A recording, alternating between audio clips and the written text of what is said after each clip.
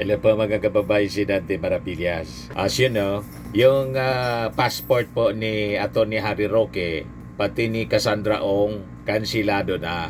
Tapos, pasikip ng pasikip mga kababayan ang mundo ni Harry Roque sa kakadaldal mga kababayan. So sabi po ng DOJ, that Roque and other co-accused may immediately be subjected to deportation proceedings. With no valid passport, they can also now be subjected to deportation proceedings by the host state where they may be located. Sabi po ni DOJ spokesperson Attorney Polo Martinez. Hantingan na! Nakatimbre na mga kababayan sa Interpol si Atty. Harry Roque. Yung sigaw nila, mga kababayan palagi dyan sa dahig na bring him home, bring Duterte home, magiging bring Harry Roque home. Diba, mga kababayan? Paliwanag ni Martinez mga kababayan, sino mang anyang akusado whose passport has been cancelled is barred from leaving the country and serves as a restriction to his or her constitutional right to travel. Paliwanag ni Martinez na if the accused are in another country, their movement will become limited as they will no longer be able to exit the foreign country's borders or travel to another country. So sumikip na yung mundo, mga kababayan ni Atty. Harry Roque. Yan kasi. So under the Philippine Passport Act, passports can be cancelled when ordered by a court if the passport holder has been convicted of a criminal offense, is a fugitive from justice, or is subjected or suspected or is a suspected terrorist in charge under the Anti-Terrorism Act. Sabi naman po ni Senator Sherwin Gatchalian, dahil nga may warrant of arrest na po siya, ang kanilang ginawa ay pagkansila yung kanyang passport para ma-inform ang Interpol ng red notice at maaresto siya ng Interpol. So liit na ng mundo nila. Kakalad ka rin na mga kababayan si Atty. Harry Roque ng Interpol kasi nakatimbre na siya ngayon. So ang panawagan po kay Atty. Harry Roque ni Senator Gatchalian at saka ng DOJ, umuwi ka na, attorney. Face the music. Diba? Pero promise back uli po si Atty. Harry Roque. Panggigipit daw ng administrasyon ng ating Pangulong Bongbong ang ginagawa sa kanya. Anong panggigipit na sinasabi po ninyo? Ang kasala kayo sa batas, harapin ninyo ang inyong pagkakasala sa batas. I-defend ninyo. Binibigyan kayo ng due process. Yung Interpol, walang tukhang. At kahit bumalik ka rito, walang tukhang. Hindi tulad ng previous administration po. Di ba? Ito si Atty. Harry Roque. Agad na masyado po. Ang sabi ni Atty. Harry Roque, hindi pa po pinalyan. Mahirit pa po. Ito, yung sabi ni Atty. Roque. Talaga namang pong inaasahan ko na gipitin nila talaga ako. At gaya ni Zati ko, baka nagpadala na rin ng Romanian yan si Liza Araneta Marcos para ako'y tapusin at patayin. Pero naniniwala naman po ako na ang mga Bakit ka naman ipapapatay? ay talagang itataguyod ang karapatan ko na magkaroon ng asylum at bibigyan ko ng pagkakataon para patunayan kung bakit itong kaso para sa syndicated trafficking ay isang pamamaraan lapang ng pagigipit sa akin, kasama na yung kaso ko di umano dahil hindi ko pa naman nakikita yung kaso na incitement to sedition na hindi ko alam kung paano nasampayan sa korte nang hindi naman po ako binigyan ng notice ng preliminary investigation at ang preliminary investigation naman po ay is a matter of right lahat ng akusado.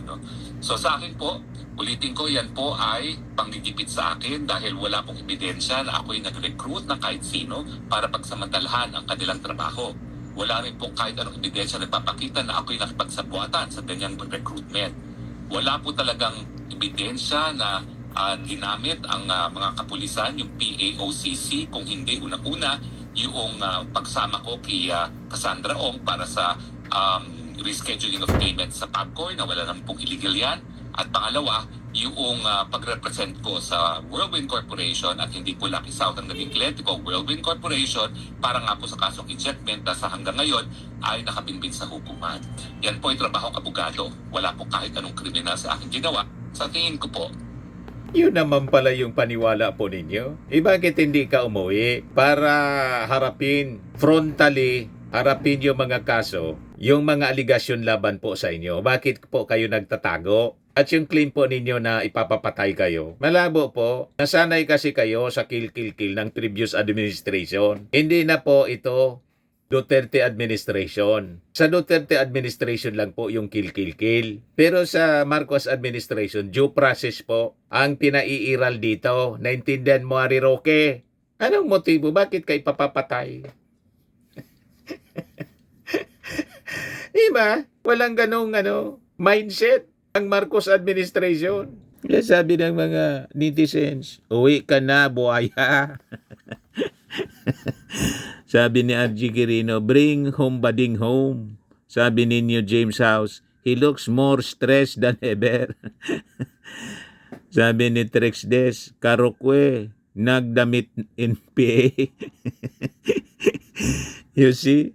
So yun mga kababayan, hindi kumbinsido yung ating mga netizen sa mga pinagdadaldal ni Harry Roque. Harapin ninyo yung kaso, yun naman pala yung paniwala ninyo. Ang totoo niyan mga kababayan, itong si Harry Roque, tulad ng kanyang patron ng mga Duterte, si Sara, si Digong, lalo na sila man lang po ang gumawa ng kanilang sariling problema.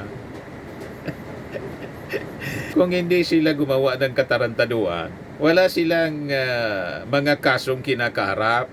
Di ba po? Kaya tama itong post ng isa pong netizen. Ito po, post ng ABL Pilipinas pala. Maganda po itong commentary. Ayan post kahapon. Ayan sabi niya, Harry Roque's predicament niya is not political harassment tulad ng sinasabi niya. He dug his own grave.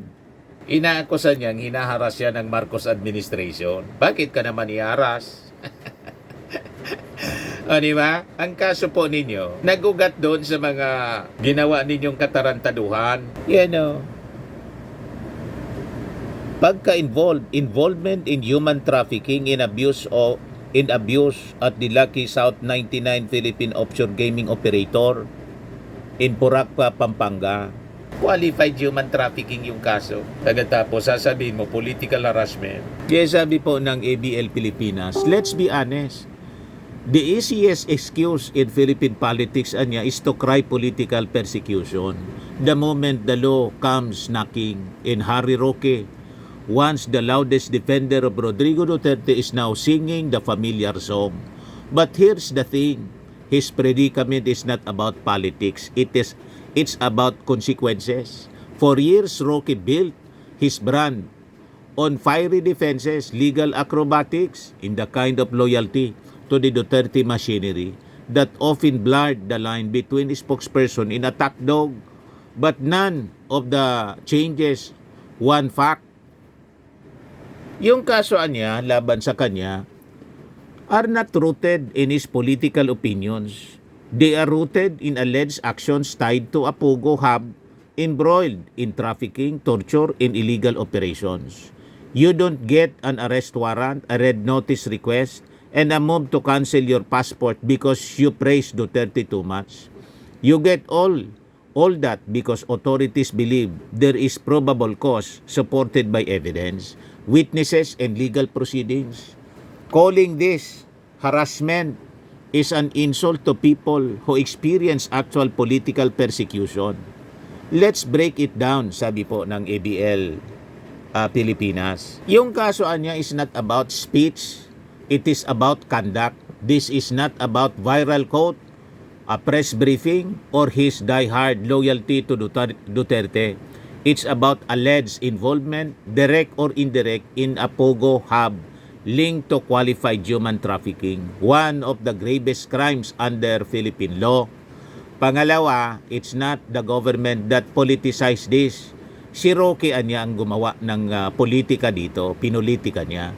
Instead of answering the charges head-on, he defaulted to the classic escape hatch. I'm being targeted because I supported Duterte. No, you are being targeted because you were named in a criminal complaint. Tama, on point po, bullseye. Ginagawa niyang depensa yung politika. Kaya yung nagpo-politika po sa issue. Hindi man po ito politika, qualified trafficking, human trafficking ang kaso niya. Hindi man po libel, hindi ba po? Or inciting to sedition, hindi man po qualified trafficking. Pangatloan niya, a red notice is not issued lightly. You don't get international law enforcement involved because someone criticized a former president. You get it when you skip legal processes or become unreachable to local authorities. Pang-apat, if he is innocent, the best thing he can do is face the case. Running strengthens suspicion. Claiming persecution weakens credibility. Facing the legal process, that's the only path that proves sincerity. Correct na correct, mga kababayan. Panlima na punto, loyalty to Duterte does not give lifetime immunity. The era of untouchables is ending. Being a diehard does not erase liability. Even the most powerful clans eventually face accountability. Bottom line, sabi po ng ABL, Pilipinas, Harry Roque's crisis is not political harassment.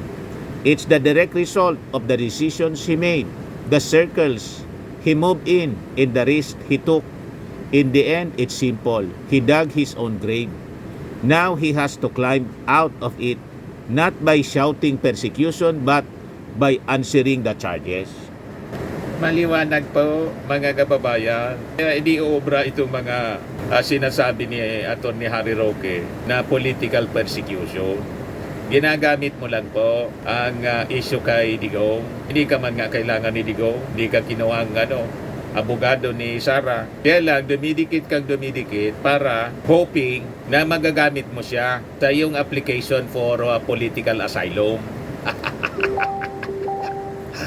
Na-denied pala, mga kababayan, dyan sa the Netherlands. And I think may application siya sa Germany daw. O ngayon, lumiit ang mundo mo kasi kansilado yung passport mo, hindi ka na makagalaw. At malamang sa malamang, it is just a matter of time. Kakalad ka rin ka na ng Interpol para ibalik dito sa Pilipinas to face the music. Di ba? Ituloy mo lang yung bangag. Habang hindi ka pa nakakulong. I-maximize mo na yung pangangantyaw na bangag. Sayaw-sayaw ka. Kasama si Marlica. Ngiwi. Butod. Okay? Magsawa ka ng bangag. Wala kang tigil sa kakadaldal at nangingialam ka sa mga problema na dapat sana hindi mo ang problemahin mo yung human trafficking case mo. Tama pa, mga kababayan? Ayan man lang po ang ating short video at sa inyo nitong napakagandang product. I am Worldwide Amazing Pure Organic Barley Powdered Drink Mix from Australia. Yung mga gustong try nito po, bumili at magnegosyo, message na lang po kayo sa amin, Dante Maravillas, sa Facebook account ko po. Lagi ninyong tatandaan sa buhay, you become what you believe. Tulad na nangyari kay Harry Roque. Yan ang paniwala niya kasi. Ang paniwala niya kasi mali. Ayan ang inabot niya. Patong-patong na kaso. Dumaldal ka lang ng dumaldal. Bye-bye po.